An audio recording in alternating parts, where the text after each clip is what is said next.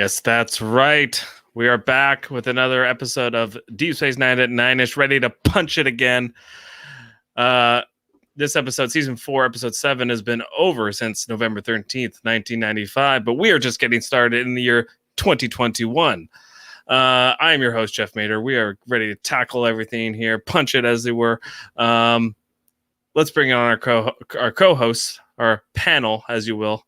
We'll stick with the Bill Maher theme that we were discussing earlier. Dave Mader, my brother, we'll bring him on in. Dave, how are you?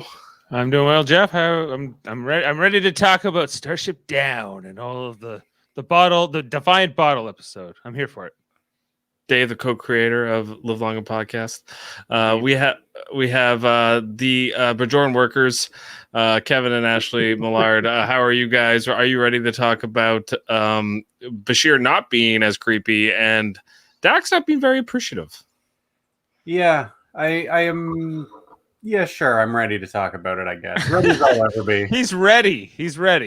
I think he was still pretty creepy in this episode. Not gonna lie, if someone said to me what he said to Dax, I would be creeped out. I wouldn't be cuddling. That's all I'm saying. He did save her life, so I think she was like, I'll allow it, and I'm cold. Okay. But yes, I see what you're saying. Especially this move that Dave has just put on the screen.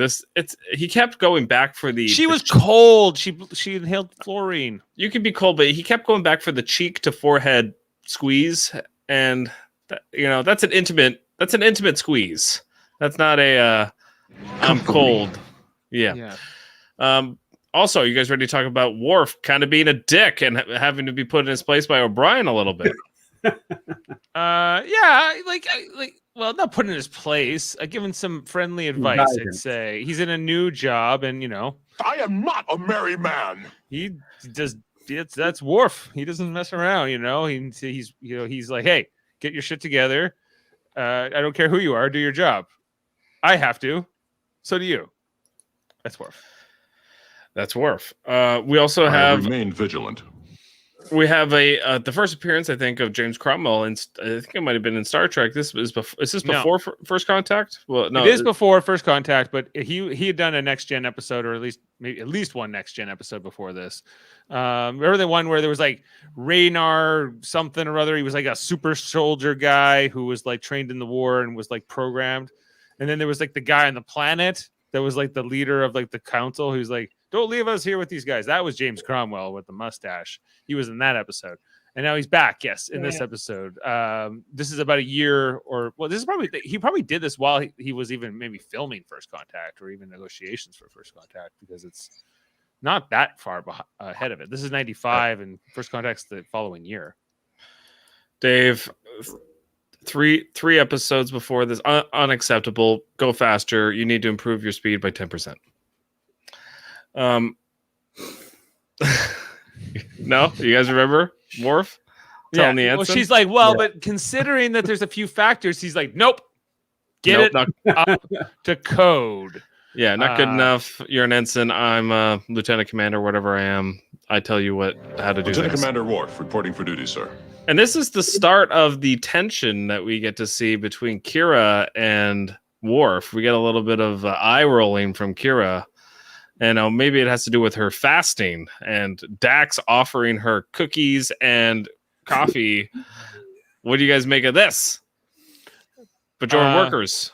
I'm fasting. Today is Hamara. Hamara. It's the anniversary of the emissary's arrival. We fast to show our gratitude to the prophets for sending him to us. Last night, there was a festival of lights in the capital. Doesn't he give you the warm and fuzzies? Sounds beautiful. I don't care at all. Yeah. Come on, but they made Cisco into the Messiah. Great. How much do you care, Ashley, about Amara? Not at all. Okay. Me either. I don't think Dax cares either. She's just like, you want to shut up? Here's some cookies. Put that in your mouth. I just say no. I don't need the story about dogs. Just saying you don't want a cookie. But the emissary, like Cisco kind of sucks, He doesn't show up. And this episode is kind of like, look, Dax has been too close to Cisco. Kira hasn't been close enough. This is an obvious thing that's been going on in the show. And even the writers got to a point where like, yeah, do you know what? We got to take the the gloves off a little bit and actually have, Kira be his first officer and actually have Dax do something with Bashir for an episode, maybe, just something different for Dax, which made sense. Okay. This whole episode is a bottle episode. It's kind of like they go to the Gamma Quadrant. They bring Quark for some reason because they have to do this business deal with because James of Cromwell. surcharges for changeling infiltrators. A 4% surcharge was added to inspect the cargo for changeling infiltrators. What? You never know where they might be hiding. That was there's some clever writing here in the beginning, some funny stuff here. It furthers this whole plot that like the Ferengi and the whole what is going on with the Gamma Quadrant. They're using the Ferengi as sort of the middlemen, and of course Quark is ripping both sides off to the utmost degree, as much as he can get away with, which is kind of like this whole thing. He, and why he is the way he is this is a big Quark episode, really. Even though it's ensemble, he's for a start like a disaster episode, he's in it quite a bit. He is, and it's because you're right. It centers around how basically the Jem'Hadar don't want to talk to the Federation don't want to talk to the Dominion or whatever. So yeah, the Ferengi are this weird middleman, and it's all about business. So he's kind of exploiting both sides for his own gain, and for the Tarkalian sheep herders. Well, don't forget them. Sheep herders, hardworking people. You have to feel for them. Yeah, you have to feel for them. And the Bajoran war orphans, of course. Of course, them too. Whatever makes a buck. Once you have their money, blankets. No. Replicate. Nope. No, that's why are there orphans? Well, parents are dead, Jeff. You can't replicate parents, or can you? It's been done. Yeah, it's all been done. Yeah. So, yeah. But there was a few things they wanted to address with this episode. Clearly, they were like, we have some interpersonal relationship stuff we want to further with our series, like we had done in Next Gen. This feels like a lot like a Next Gen episode in some ways, although it is also one of the earliest examples of the Defiant crew, especially post Worf joining the crew. We're gonna tussle with a couple of Jem'Hadar battleships in this episode. Kind of a little bit like, Balance of Terror from the original series, where we get sort of I think this could have been more this episode, and if they had done it now with modern effects, I feel like this could have been even better. But a lot of the actions left off screen were kind of left return fire. Oh, we're moving around, and then they might show you the outside for a second, but. I do sort of like how they kind of solve these problems in this episode, how they come together. What if we put a bomb in a probe and we just tossed it at their ass? Kind of like what Kirk did to beat General Chang at the Battle of Kittimer. I kind of feel like this episode, you're right that they needed to have an episode where they were putting different characters together and kind of getting Sisko and Kira together, but Jesus, could the episode have a point, please? Yeah. It's so boring. The point is Kira and Sisko ended up going to a baseball game, Kevin. And that's the worst scene out of Would you like to go to a baseball game? Oh, where she's smiling and giggly, and oh my god. And so is he, for some reason. It just kills me, that last scene. You're gonna do with this hat. Kevin, that sounds like the same way you feel about baseball. It is, yes. What's the point? Yeah. Okay. I think the point, though, and I think it is maybe boring, though, is that Kira has this religious part of her identity. It's also her culture, and the whole Hamara thing is there's a whole holiday on our planet where they do fireworks that's dedicated to you, Captain.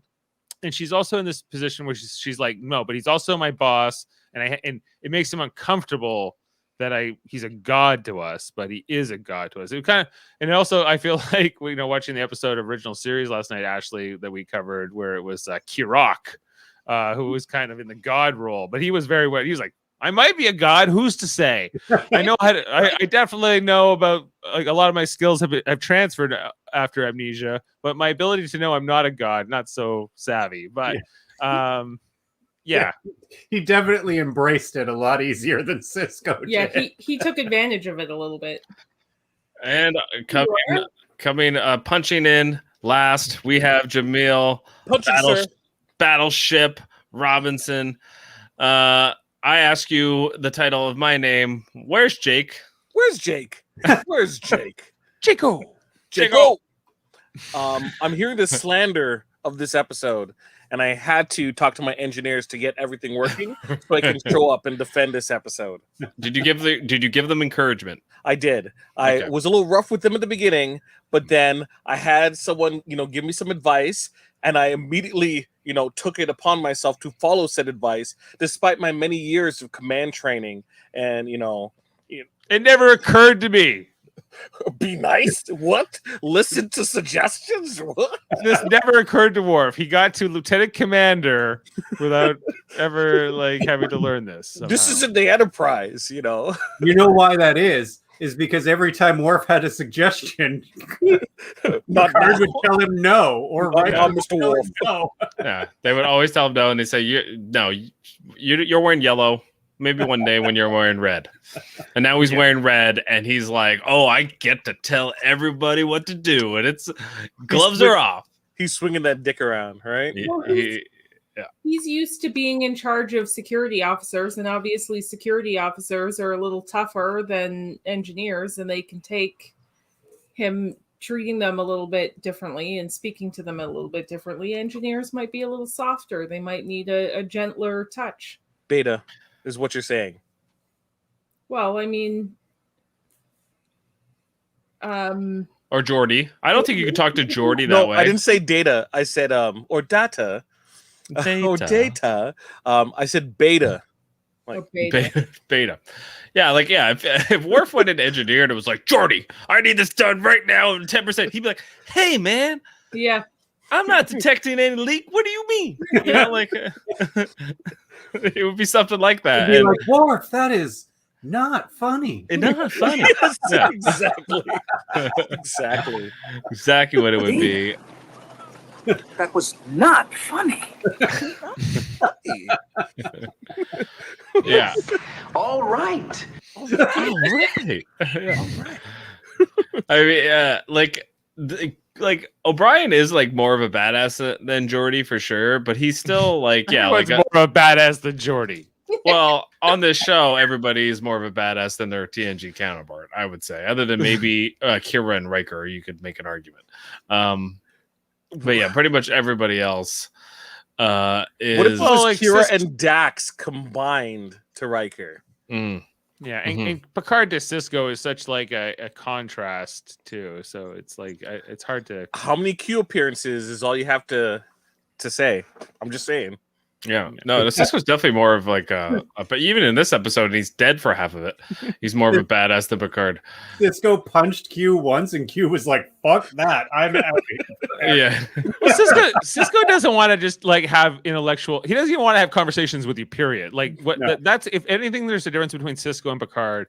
Is Picard likes to debate, likes to have intellectual, stuff, and Cisco has no time for any of that. He doesn't care. No, he's like, why are we having this conversation? If he ain't got time for that. Which is funny because right. Which is funny because the whole thing with the TNG crew is that Picard goes to his quarters and he doesn't hang out with anyone else on the crew, and they're kind of giving Cisco the same kind of thing here with Kira, but not the rest of the crew, only Kira. But you get that feeling that Picard is actually kind of more willing to talk and talk it out with everybody and not be so businesslike. And Cisco's the one that's more businesslike, but he's only the one with Kira because he's a religious figure. Yeah, but yes, yeah, he only keeps Kira at the arm's distance, but he kind of does it even with Worf.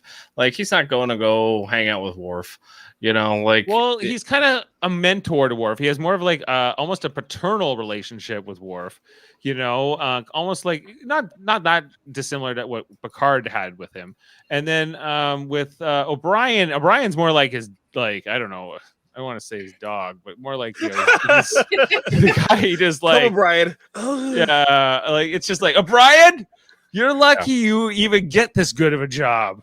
You know, like chief engineer, you're a chief petty officer. What's with the coffee?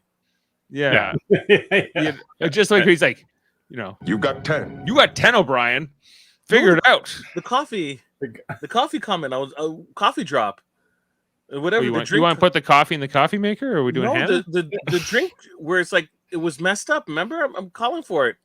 We can't have the where he's like, we can't have the chief of operations standing around. Chief, I thought you were gonna fix those replicators. Where's that? I'm calling for it. I thought it was built by Bajoran slave labor. Oh, that's a different one. Well, that one's good too. I mean, it probably was. Probably like O'Brien slave labor. Damn it. Sorry, guys. This soundboard, Dave, is you got to work on your quick keys. I do, but I never know what you're gonna ask for. So right, it's like he's got so many sounds. He's got to scroll for an hour. Yeah, he was born in 1930, and he's putting in his age.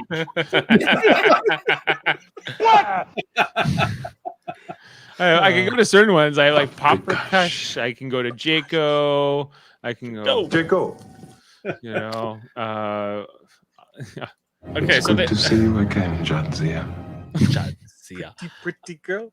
Pretty girl. Okay, so let's get back to this episode. We're a little off track.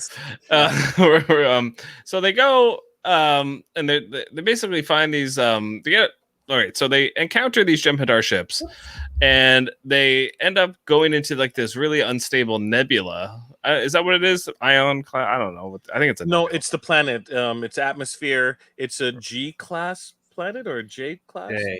J. Class J gas giant or something. Yes. Yeah, and so it's kind of a cat and mouse episode from that point on. But the ship can't really handle what's going on here. So they kind of have. It's kind of like a submarine type U-boat like kind of episode where like basically you alluded to it earlier, Dave, that Sisko gives O'Brien 10 minutes to reinstall probes with torpedoes, quantum the torpedoes. whole clip here. All right, we'll play Sisko to O'Brien. O'Brien here. How many atmospheric probes do we have on board? 2. Could they be rigged with warheads from quantum torpedoes? Well, we'd have to pull the imaging systems out to make room in the casings, but I don't see why not. How long? 20 minutes. You got 10. That's another one where yes would have sufficed. Yeah. Yeah, where he's just like quantum torpedoes. What could you want some quantum torpedoes and some probes? Yeah. So this is okay. I have to say, guys, this episode by far has the most people interact with O'Brien in engineering in this small tiny room. It's like a different person every time he's talking to somebody. He's like, "Hey, how you doing? Okay, yeah, you go figure this out. Hey, this guy comes over. Okay, well, you got that figured out." They're okay, setting good. up a lot of these background engineer characters that I think will eventually be killed off in future episodes. But a few of these guys tonight, like I definitely recognized the one guy he sends on sort of the initial mission. We see this guy tonight. He will die in a later episode. Spoilers. Yeah. Sorry. He looks like he's a goner. Yeah, he's like the guy. His name is Enrique Munez, and he'll die in the episode where they find the Jem'Hadar ship on that planet, and he's and it becomes a conflict actually between Worf and O'Brien later on about it too.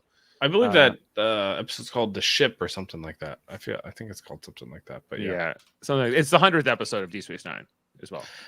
Right, and yeah, he and that's a whole other kind of bottle episode that they do with that one. But this one is they got a lot of people in such a small room. Engineering on the Defiant is not a big place, and they really shoot it well because they make it look big, but it's not. Like this Defiant set is so small. No, it feels in a closet in engineering. Like like when they're going through the hallways, like in the scene where Bashir saves Dax, that everything is so close, and you could tell it's the exact same from like when the Changeling was in. It's the same ship and everything, but like it's only like 5 sets they have of alcoves and different like hallways and stuff. And the mess hall is one of the bigger sets, and it's not that big. Yeah. No, for sure. What do you guys? Okay, I actually thought when I rewatched this episode, when Bashir decides to seal the bulkhead and the coldness of Cisco basically leaving Dax for dead. What do you guys, can we talk about this moment of the episode? Because like, he kind of just like, he doesn't flinch. He kind of just goes, all right, well, that's an order. Close it. Like, there's no like pain on his face. Like, he's just like, all right, we're losing Dax today. That's a commanding officer, dude. Yeah, he's been trained to make those decisions. That's he has to. He'll try to recover her if he can, but yeah, not at the expense of the entire ship or mission. But what's going on with that gas there? Like they kind of allude to it later in the episode, but like what he does there when he saves her is very stupid, apparently, because he could have died just as easily. But somehow he doesn't. Well, he still follows the order. Cisco's like, he orders him to close it, but he didn't order him to not try to save her too. So he does, and so, which gives Bashir a chance to have some alone time with Dax for the rest of it. I don't think Bashir did this, because he wanted this moment. I think he did it because he's actually just a good guy, but he was like a little cuddling on the side, no, never hurt anybody.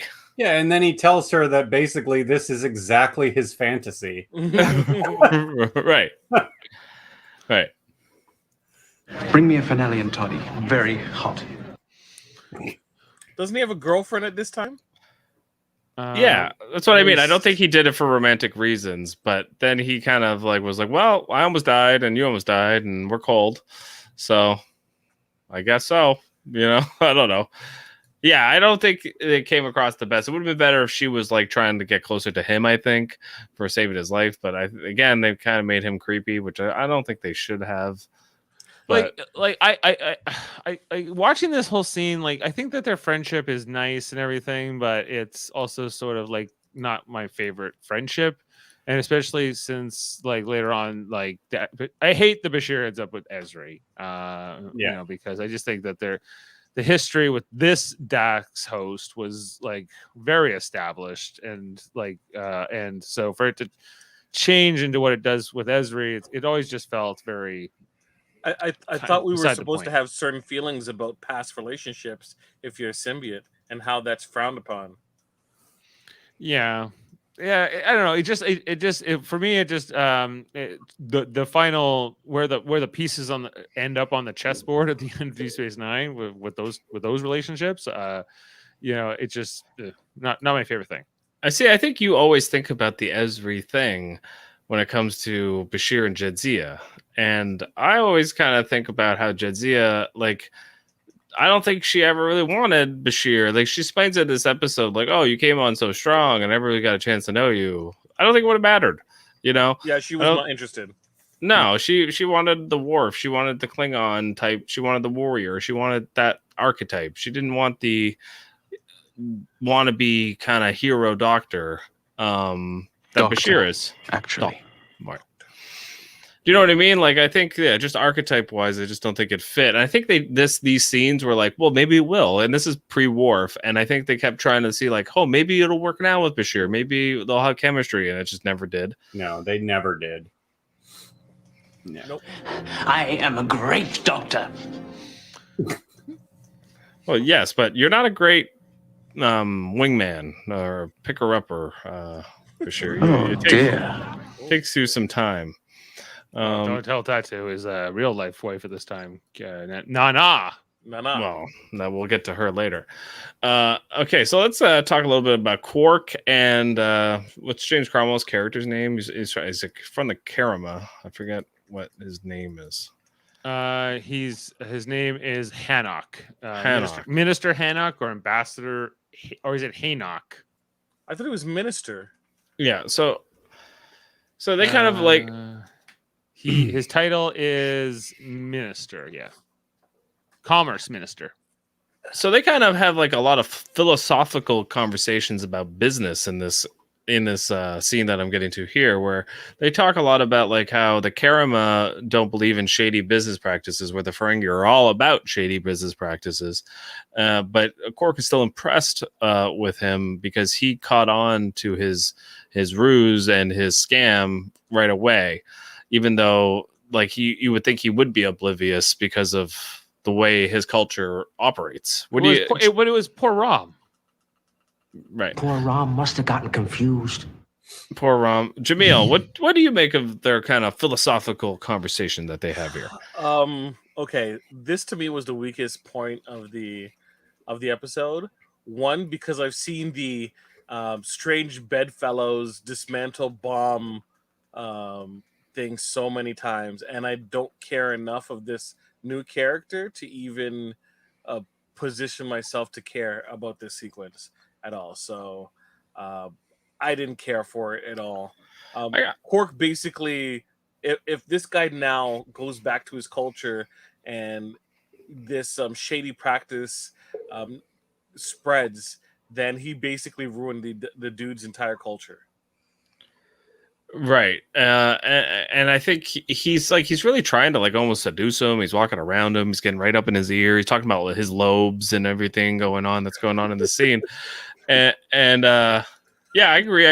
All I'm really staring at is how awesome Quark's jacket is. Yeah. I love his clothing. He knows how to dress. That's for sure. Yeah. Okay. Yeah. Dave, you have anything to add to? I think Quark's always trying to, say like my philosophy is the best philosophy, and he's always defending that and why he thinks he is. I think it's admirable, but I don't know. I don't agree with Quark, and I think on everything at least. I think he has some good points in some areas in his philosophies, but he's always trying to justify that, to try to spin that, and also just get the next deal. He's also just trying to like mend this relationship that he knows has been soured. So he says, you'll never do business in the Gamma Quadrant again. So really, Quark's just trying to mend that fence, I think, for most of this, and not die. For me, this episode is in this episode and this scene. All I keep thinking is why are we watching this? Like it's inconsequential. Yeah, I'm not a big fan of this episode. I completely agree with you, Kevin. Like, I think this episode feels like some TNG writer came in and is like, why don't we do a TNG episode? And they were like, why? We don't want to do that. And they're like, we have to. We have to have Kira and Cisco have a scene. We have to have Dax and Bashir. We got to try that again. It oozes of like an executive producer just coming in and going, no, you have to have Worf do command things, and I don't know, that's what I get from this episode. And I agree with you, Kevin. Like I get to the end of it, I'm just like, what was this for? Baseball? Well, I don't get it. Okay. I was listening in because I came in before the baseball talk.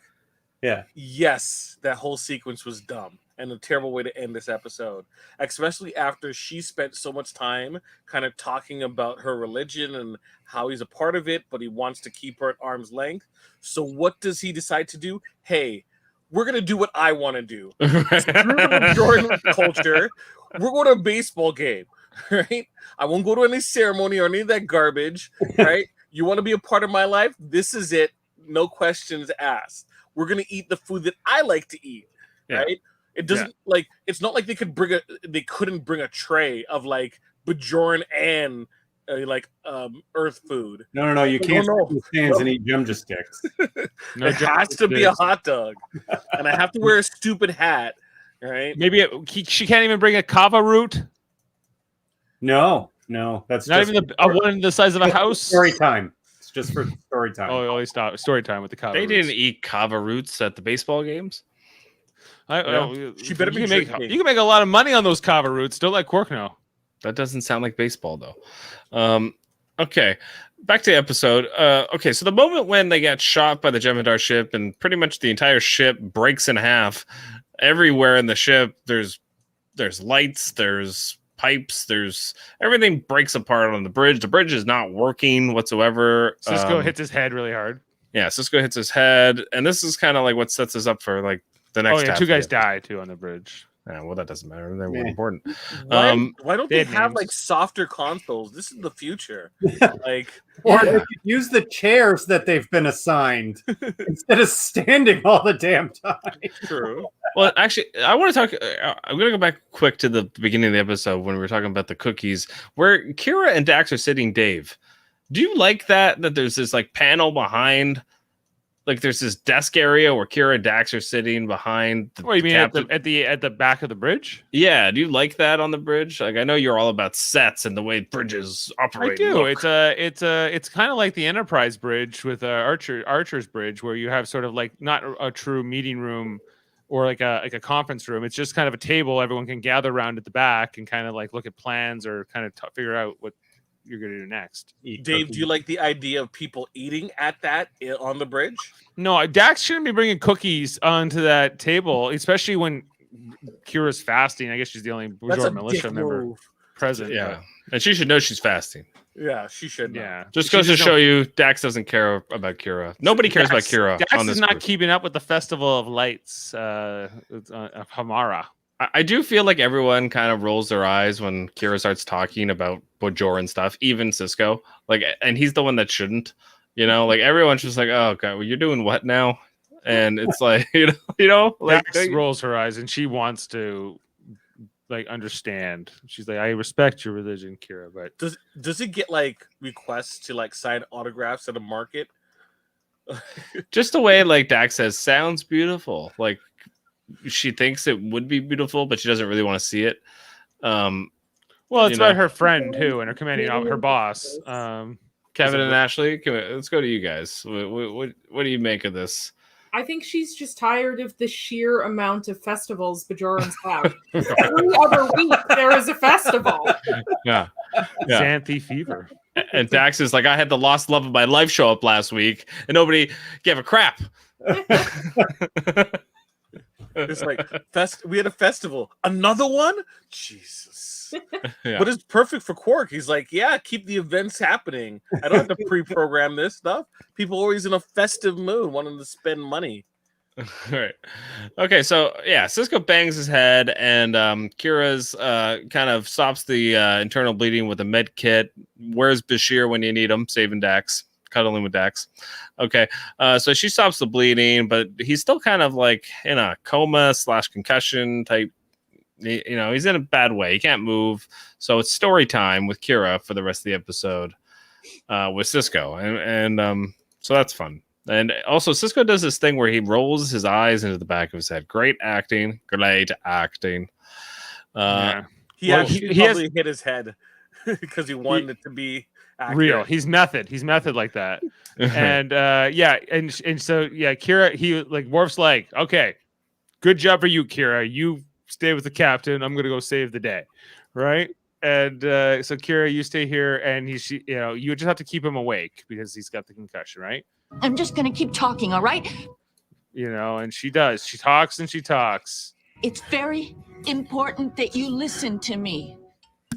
I know you don't ever listen to me at any other time, but right now, why though, Jeff? Because there's going to be a test later. Yeah, I love that. That it just breaks that sort of awkwardness for her, where she's just like, "There's going to be a test later." Yeah, I'm gonna test you on Bajoran things as Bajoran parables. My favorite thing is like when she's like also trying to tend to him, and she's like, I don't know anything about medicine, but I'm gonna give you a stimulant. I don't know if this is the right thing to do or not, but I'm gonna give you a stimulant. And then I'm gonna take one too. Yeah. See, that would have been cool if she had done something like that. She's like, I need to take the edge off. I don't have any idea what I'm doing, but I think I'm gonna have to amputate your leg. And then, the only way. And we're turning this episode into an episode of Lower Decks. And just like Bashir comes up, hey, what are you doing? This stuff was pretty deep and dramatic, and they really gave Nana like some. You are going to be pleading your heart out to Avery in this scene. You're gonna have to do it. You know, and she gives a great performance. You know, Dave, I'm not so sure about that. I would take, and I think this is the first time we can say this in DS9 history so far, that Terry Farrell's performance last week is insanely better than the Nana visitor performance this week. She doesn't care about that right now. But I don't care about that right now, and I am gonna pray. Because I don't know what else to do. I'm losing you, and I can't let that happen. I didn't think she prayed hard enough, in my opinion. I thought she could have prayed harder. I don't think she should have had to apologize for praying either. Just do your thing. I know my beliefs make you uncomfortable around me sometimes. He can barely hear you. You know. What? And she's like, stop with the pray. Give me the three brothers again. At least one. Yeah, the three brothers with the kava root. Okay, so story. Worf leaves the bridge because nothing works on the bridge, and just leaves Kira there to tell the parables. And he goes down to engineering, and he starts grilling people right away. He's like, "I need to be able to target these sensors right away. Fix it. What are you doing? We're trying to do this right now, and you're screwing it up." And he's being very abrasive. Nobody likes him. He's the only red-shouldered person there. The only officer there. Well, that too. What are your feelings? Let's go to you, Jaemeel, about Worf and his. Do you think this is just? Do you think he's trying to prove himself too much, or do you think it's part of it just his attitude naturally, or is it just the fact that he just got the red shoulders? He's in a new location. Is all that contributing to his abrasiveness? He's just trying to get things done. They're in a tense situation, and he's in command, and he wants to command. He's commanding, right? It's not his fault that these people are soft, right? Right. I do not play games. Is this his first shot at commanding in a situation like this? I feel like this. We haven't had a situation where he's been on his own when Sisko incapacitated or not there yet, or even in TNG either. I don't think he's ever really in command. Not really. The only episode I can really think of that comes to mind is in Lower Decks, the episode called Lower Decks in The Next Generation, which kind of set up the concept in some ways. Which was with him and Cito Jaxa, he was like her commander, and so you saw a little bit of that, like what he was like as the boss of all the security officers. But but not in command of the ship. No, is what I mean. I don't think I can think of an example. Well, there was the only other example was when Riker and Picard were both kidnapped during that two-parter descent, and so Worf had to become the first officer to Data. And that was his only other kind of exposure to command, and he didn't do so well in that engagement. No. Well, I think that's what they're doing here with him, is trying to show growth in him as a leader as the show goes on. So he starts a little rough. Yeah, I agree, and I think he's kind of being thrown to the fire here. This is, like you said, a tense situation, and Sisko can't mentor him. He's on his back and being told stories about kava roots, so he's a little bit out of it. So he has to go to a completely different part of the ship. He needs to go talk to O'Brien a little bit, but then at the same time, O'Brien's got things to do. He's got to fix the whole ship, so then he has to deal with these lower deckers, I guess you could really say. He's not like, he's kind of like our boy Shax a little bit, like he kind of walks in and you'll have people removed if you bring up how he came back from the dead, because they don't know about the Black Mountain. They don't know about the Black Mountain. That's he right. Says, if you can't do it, I'll get someone else. Where is he going to get someone else? Just that's so good. How I like it. Backs against the wall. There's some Shax for you. Shax is a little bit based on Worf, I feel like, but this version, this version of Worf, in a lot of ways, like kind of an absurd level of, but also kind of Kira, because he's Bajoran, maybe. Yeah, fresh, tangy. That's him eating poop. Yeah, but not during Hamara though. He wouldn't eat, he wouldn't do it during Hamara because that would be the time to fast. No, of course, to celebrate Sisko. And he would not be as spry to jump over those stones. But that's Lower Decks. We're talking about this episode where a quantum torpedo, a Jem'Hadar torpedo, gets lodged into the mess hall where Quark and James Cromwell are, and that's okay. This feels very much like the whole submarine type feel again, where like this has happened in subs where like a torpedo comes in but doesn't detonate, and it's like, what do you do? Type situation. Yeah, Dave. Right. We haven't Well, got you. it's kind of like I don't know. It's kind of like I like just like, oh, we sold this to the Jem'Hadar, and it didn't. He's like, it was supposed to blow up, wasn't it? And it's kind of a funny scene. It's like, and just the whole tension of like they got to do the bomb, and it plays right into the theme of what Quark's been trying to sell. This idea to him, like risk reward, high takes. You got to live life. You can't just play it safe. And if we pick the wrong one, we die. Yeah, so they have a torpedo lodged in the ship, and it cuts to like Worf and O'Brien. They're like, it's in this part of the ship, generally over here. And he's like, yeah, but we can't get over there. It's like, shit. What are we gonna do? Nothing. The answer was nothing. They didn't even try. They just hoped it would work out. Turned out it did. Yeah, they're like, we can't solve that problem. We must try to destroy the other people. Then we'll solve that problem.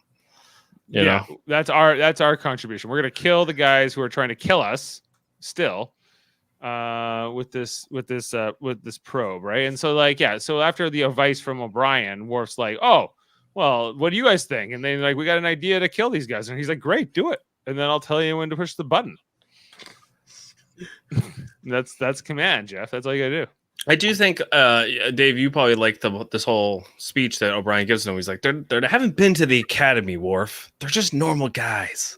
Yeah, they're enlisted guys, Worf. It's like because that was something they were even leaning harder into too. Is that that was part of O'Brien's character. That's why I stayed an enlisted man. And that they're more like they're not as uptight. They're not as as some of these academy graduate guys, these officers. Right. And I guess like I get this is kind of I'm getting a lot of Lower Decks vibes from this. Yeah. From this episode, because like all the engineering guys are Lower Decks people, and then Worf is totally the power hungry kind of he's officer. The ransom maybe here. Yeah, maybe he's the ransom.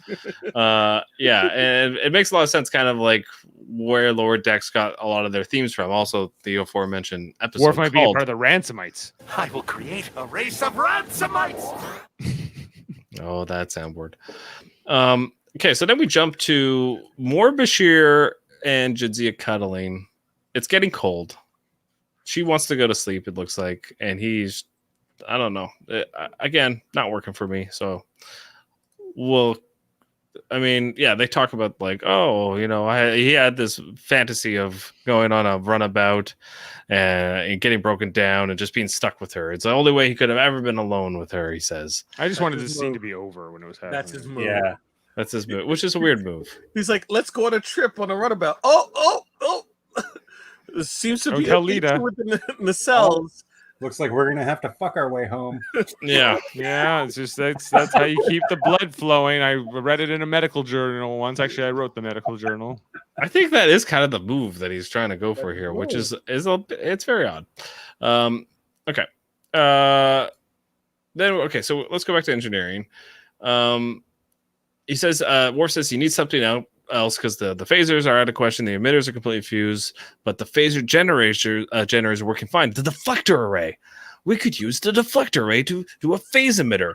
It might not be what you have in mind, but that's what they think it would be the best course of action. And he says, I only need one shot. And so they're coming together here, Dave. Petty, right, right. And so like I feel like it's one of these things where like Worf should know better on like just basic management techniques and styles and communication styles to know that how to work with these guys. O'Brien shouldn't have to tell him this so explicitly, but the message of the episode is good. The point they're trying to get across, because this is like an all ages show, so it's like you can take something from this. There's a parable involved, and that's okay. Because it was like, don't be a dick boss. It's kind of like you can get more out of people if you treat them right.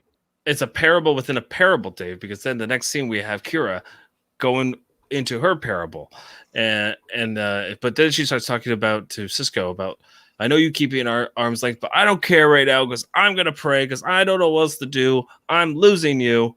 And that's not going to happen because you're the Messiah, and we need to keep having festivals, and I need to keep fasting. No cookies for me. Yeah. Didn't I got a lot of Samwise Gamgee kind of vibes off of this. I know I can't carry the ring, but I could carry you, Mr. Frodo. Yeah, I was getting a lot of vibes from that. You know what? As much as I joke, I did like this. I liked this a lot, and this was the major point for this episode. I thought it was pretty good. I thought she was good. I know the panel's mixed on Nana. Like maybe Tara Ferrier was better last week. I don't know, but she was okay in this, I thought too. And so, it's. But also, I just think that as a first officer captain relationship, it's the most different of any of them, right? It stands apart. Like they're all unique, of course, but this one, it's the most non-existent. Like yeah.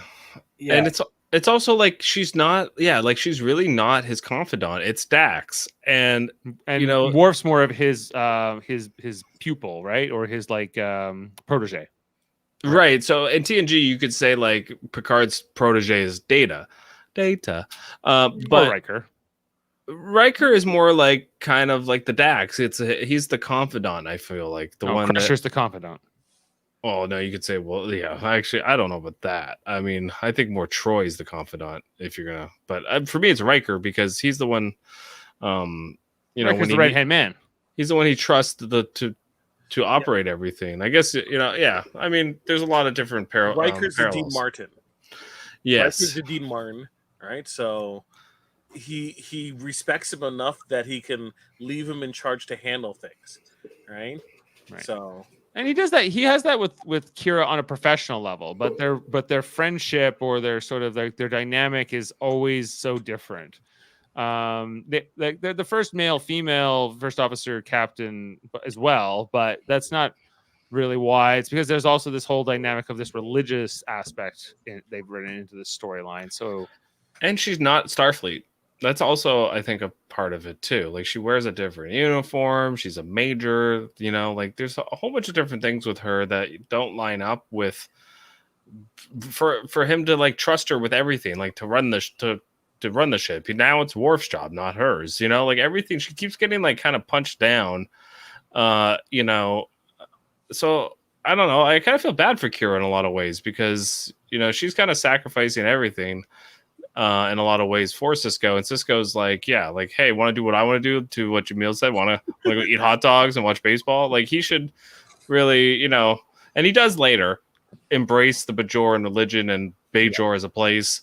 But right now, he's very much Earth Cisco. He's all about Pop Prakash and Jaco and baseball, and he hasn't really embraced his emissary role yet.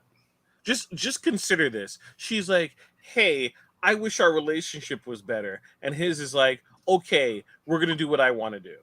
Right? Yeah. We're disregarding you opening yourself up. It's like, we're going to do what I want to do.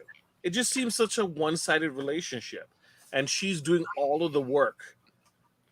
Yeah, absolutely. I agree 100%. I think like they just kind of like, and this happens a lot. Like Dave and I know with our father, like our mom kind of a lot of the times kind of goes, well, that's just the way he is. And that's kind of what gets done here with Cisco. That's just the way Cisco is, like Dax says that to Kira in this episode, he's not one for ceremonies, especially when it's about him, and I think that's, again, a good trope to be like, yeah, sometimes you shouldn't let people get away with that. And then he gets away with it at the end of the episode. So it's kind of like a bad taste in your mouth. It's a bitter taste. Kevin and Ashley, do you agree with this analogy? I don't know. If she wants to be friends with him, she should go do what he wants to do. He's inviting her into his world. I think that's a nice gesture. You can get the hot dogs from Quark. Hot dogs? Oh, he'll know.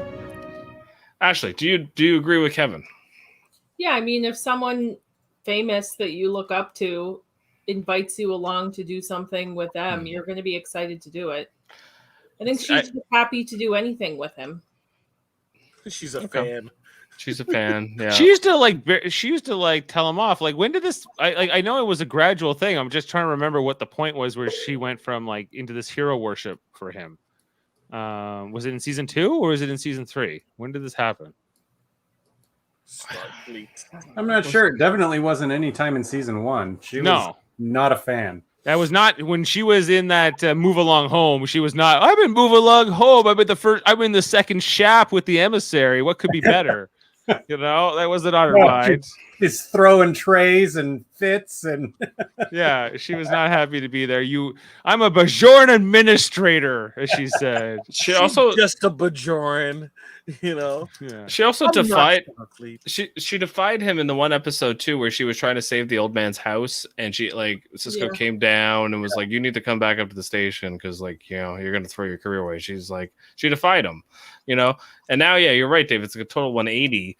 And now she's like, well, he's Messiah, and I have to pray 5 times, to him. No food for me, no cookies, no cookies. It would disgrace the Cisco.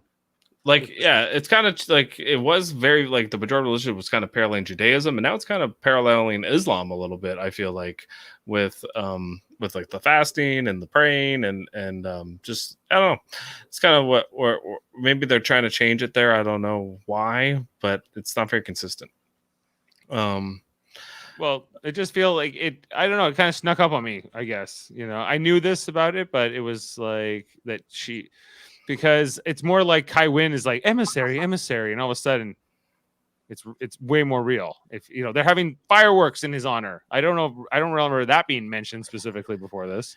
No. Do you think they missed a boat of doing like a flashback here of the festival, or just something showing the festival on the station and just showing kind of like maybe before the episode starts or something, and just kind of showing like how Cisco doesn't show up and how Kira's like, well, this sucks, and like maybe that would have helped other than just explaining it. Do you think that would have helped this episode?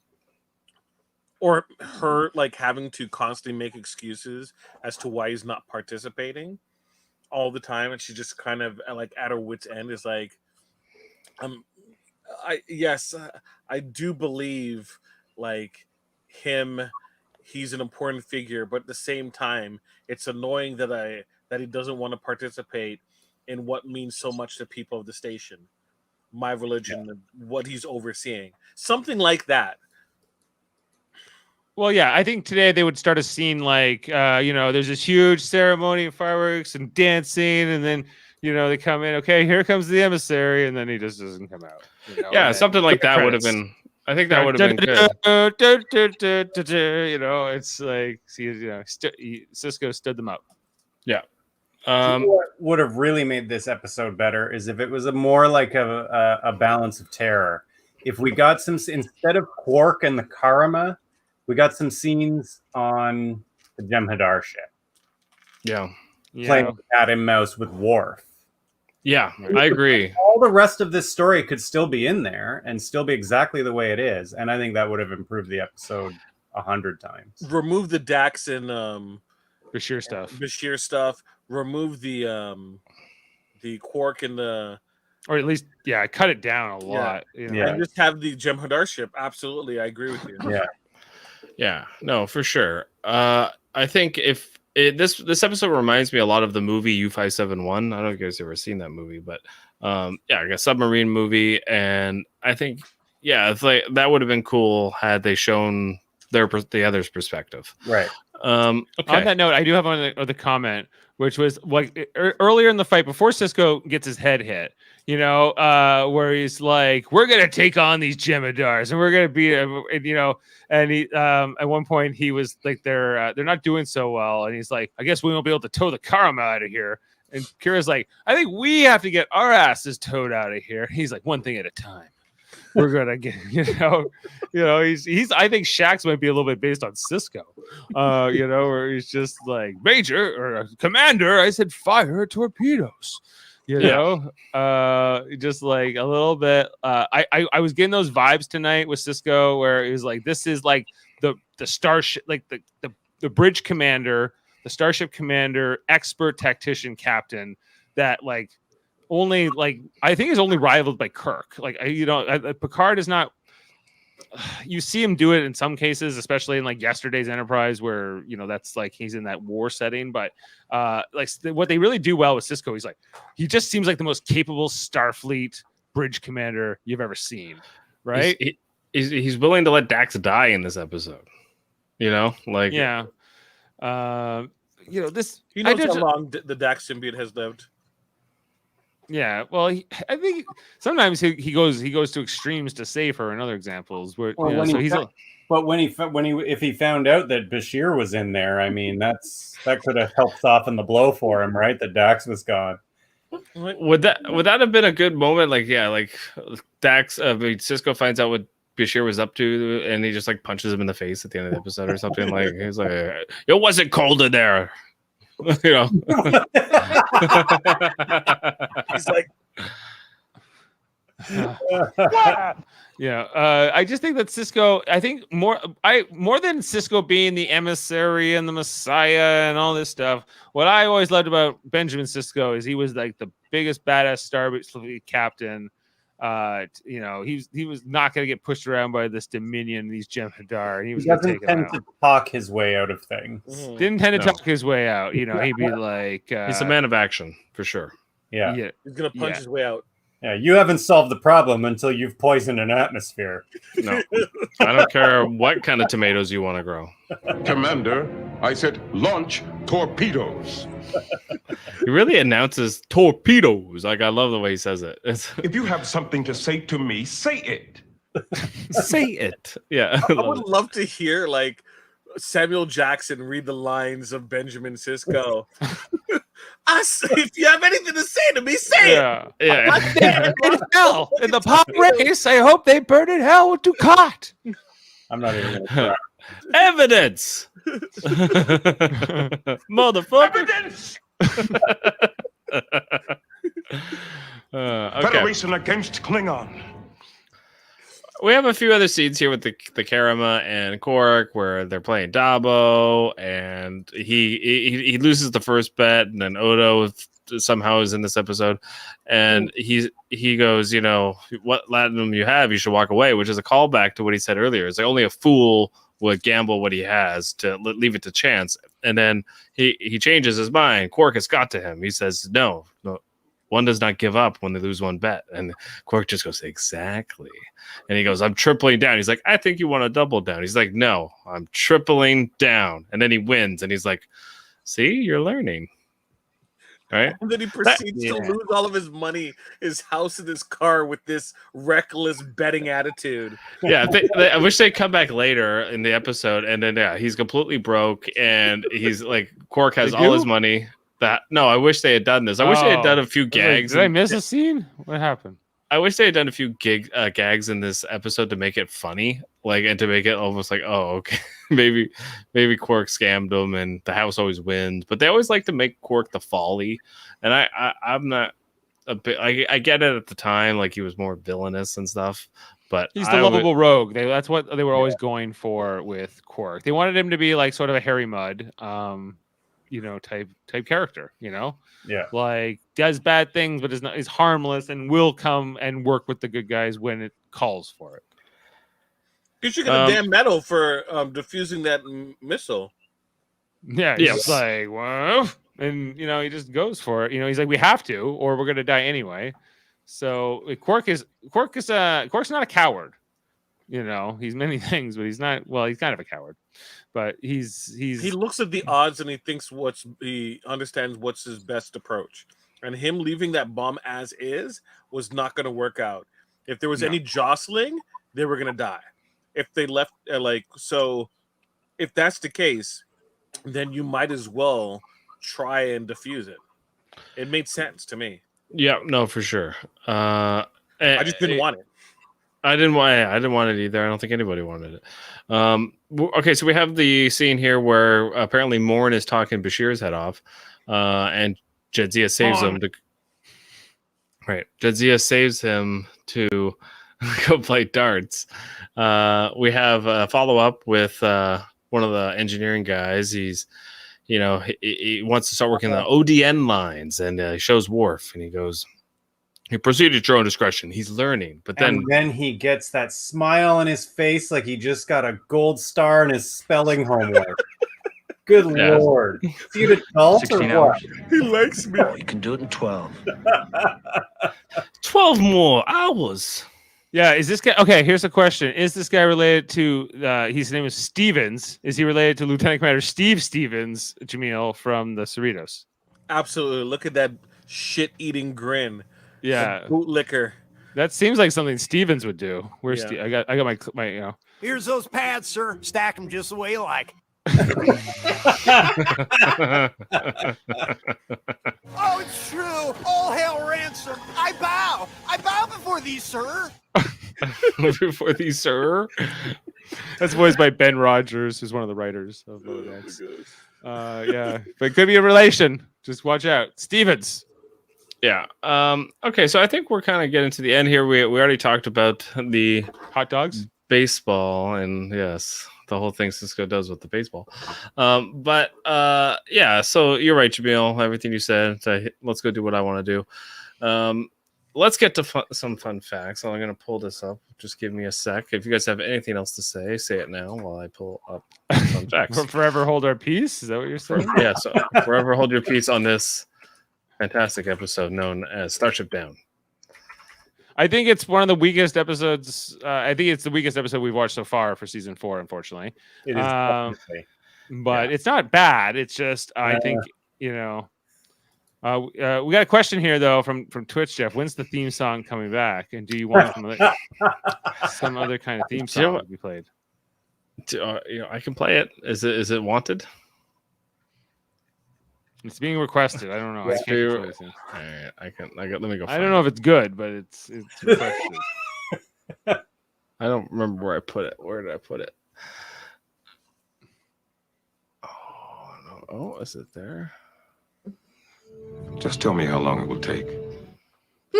Might take. Oh, found it. Serious? Okay. I'm putting volume for this. Okay. That's fantastic. How long till Dave starts bringing a soundboard out after we're done? Why are we having this conversation? Yeah.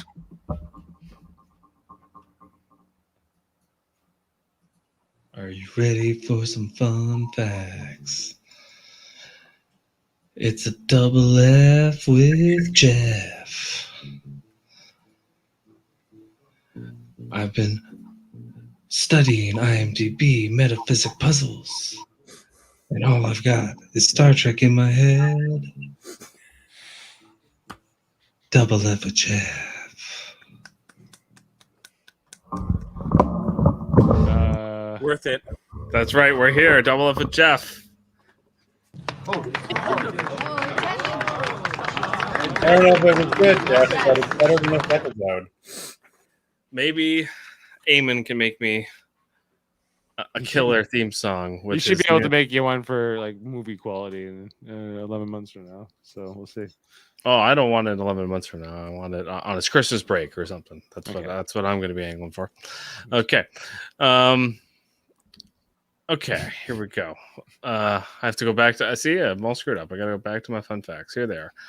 Okay. Hit us with them, Jeff. Tell us what we didn't already know. I'm gonna hit you with some metaphysic puzzles. All right, hit us with the puzzles. We'll try to solve them. This is got no fun facts. Okay. This episode was one of the first Star Trek episodes to make extensive use of CGI. The Defiant, the Jem'Hadar fighter, the atmospheric probe, and the clouds were all created in a computer. Good job, computers. But Babylon 5 was doing more impressive stuff, I think, at this time, really, with computers. And nobody didn't do more impressive stuff with the story. Does this look like Babylon 5 quality? I don't think so. Zing. No, but nobody cared about that show. James Cromwell plays Hanok in this episode. He has Hanok, Hanok. I don't know. He has Mugado. I say Magada, Mugutu. Yeah, he has previously played two different characters in the TNG series: Prime Minister Nayrok in The Hunted, and Jaglorn or Jaglom Jaglom Shrek in Birthright Part 1 and 2, where he initially met Worf on Deep Space Nine. Cromwell is best known for his portrayal of the famous Zefram Cochrane, the inventor of warp drive in the TNG movie. Oh yeah, he did. He played like a creepy Uridian in that season as well. Like back with Worf, like the one where he crossed over with Deep Space Nine. If you remember, yeah. He told Worf about his dad still being alive, and Worf went off to the planet. Right, because the thing about James Cromwell was like before he did First Contact. Really, what was his breakout movie was the movie Babe. Yeah, which was I think this year. I think it was 95. I think he blew up as a big, but he had been doing like Star Trek basically character acting for a while. He'd done at least 3 roles, and I think when he took on Zefram Cochrane, they were like, "Well, we already know him. We know he can do it, and his star power is kind of on the rise." But someone else was supposed to play Zefram Cochrane, right, Dave? Yeah, someone else big. I gotta look that one up. I think it was like Harrison Ford or something. It was something like it was someone big. It was someone like that. It was someone like a big name, and then they couldn't get that person. See if I can find that out. While you have some more double F. Maybe we'll get some details discovered by Dave. Okay, the double D's. All right. Kira's suggestion of setting up a 4-shift crew rotation on Deep Space Nine was later put in effect in a session. So she said, what is it, a 3-shift crew right now? 3 shifts. Yeah. You know who likes 4 shifts? Jellicoe. That's true. That's true. Yeah. Okay. This is the final appearance of the Karama. There was another? They had an appearance before, or is this the first and only? No, they were here before. They were even in the first episode of season 3, The Search, when they first get to Defiant, I think. I think they're in that episode where he's like, "Can you help us find the Gem Hadar? Or can you find the founders?" And they were like, "Well, we haven't been told to help you." So we met the Karama a few times. They're kind of this unremarkable, uninteresting species. I feel like they belong on Voyager. Yeah, they're just kind of one of like these, like, you know, they're just not that important, but they're a Dominion member too, right? So I guess that's the only thing to note of them.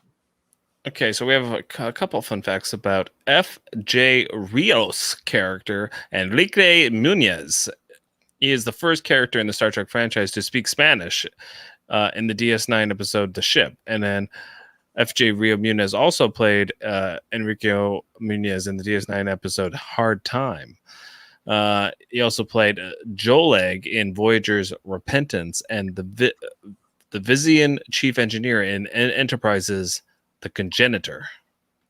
This guy. This sounds like a made-up name. The Congenitor. We'll watch it one day on the Enterprise podcast. Oh, you ready, Kevin? Yeah, I know. It's been a long road. It is going to be. 4-year road. Okay. This episode, this episode description being a cat and mouse game is very similar to both the TOS episode Balance of Terror, which we mentioned, and the Star Trek film The Wrath of Khan, as well as the movie Run Silent, Run Deep. In this episode, it's the Defiant hiding in a gas giant as 2 Jem'Hadar battlecruisers pursue them. In Balance of Terror, it was the Enterprise against the Romulan bird of prey equipped with the cloaking device, and in The Wrath of Khan, it was the Enterprise against an enemy-controlled Reliant hiding in a nebula, and in Run Silent, Run Deep, it was a U.S. submarine against a Japanese destroyer. All 4 of these transmit tension as each party tries to outwit their counterpart in the other ship with limited visibility or detection. Dave, do you find out who was supposed to play Zefram Cochrane? Yes, I did, Jeff. Who was it? Tom Hanks. Okay, so it was. Oh my god! Wait, oh my god! I knew it was a big name. I thought it was Harrison Ford. And it was like it came down to a scheduling conflict or something like that. You changed the schedule, man. Yeah, no, and I think it was probably the money too. It might have had you changed the schedule. I don't care. I think Tom Hanks would have been fantastic to have in that role. I think sure would have given that movie a lot of attention too. But I bet you the movie would have gotten nominated for a Golden Globe during that time period. Yeah, that would was it Tom Hanks's awards cachet? Man, do you think 95, 96? Yeah, he's big at that point. Do you think Geordi still would have detected any leaks? Cool. Yeah, it would have been from the fish from Splash. Daryl Hannah. Daryl Hannah. Yeah, I think so. Okay, so next week we They have. gotta get him back. They gotta get Tom Hanks back. What about the ratings, Jeff? Oh, ratings, yes. Go ahead with the ratings. Why don't you start us off? Why don't you go ahead? This is like a 5.5 for me. Wow, that's the lowest certainly for this season. Yeah, I'm not super high on this. I'm like probably a 7. Ooh, 7. Wow, 6.7.